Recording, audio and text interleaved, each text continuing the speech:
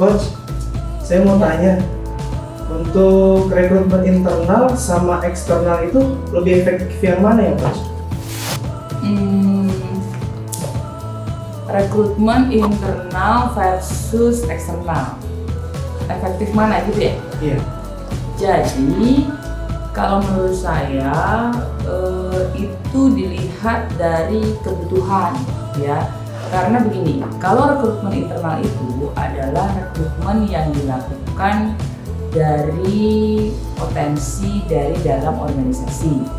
Tentunya akan menghemat biaya, menghemat waktu karena kita mencari kandidatnya kan dari dalam ya, atau dari internal.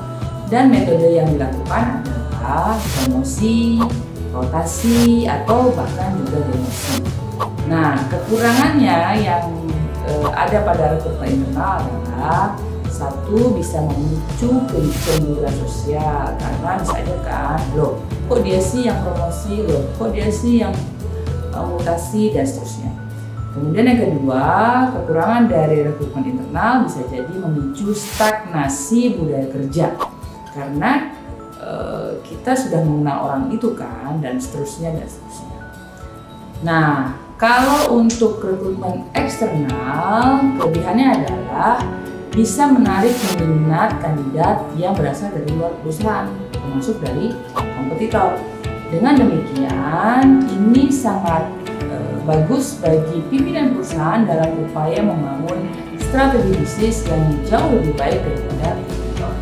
Tapi ada kekurangannya juga ya sebagai rekrutmen eksternal, yaitu kalau kita melakukan rekrutmen eksternal, pastinya prosesnya sangat lama. Kenapa? Karena kita harus mengidentifikasi kandidat, kita harus screening, kita harus mengevaluasi aplikasi dan resume, dan juga melakukan wawancara yang tidak sebentar, sehingga kadang-kadang ini bisa memakan waktu berbulan-bulan. Nah, sumber rekrutmen internal ini dilakukan apabila perusahaan membutuhkan tenaga kerja untuk posisi dalam waktu yang cepat karena orangnya sudah tersedia, begitu kan? Tetapi kita tetap harus melakukan pelatihan lebih kepada karyawan internal.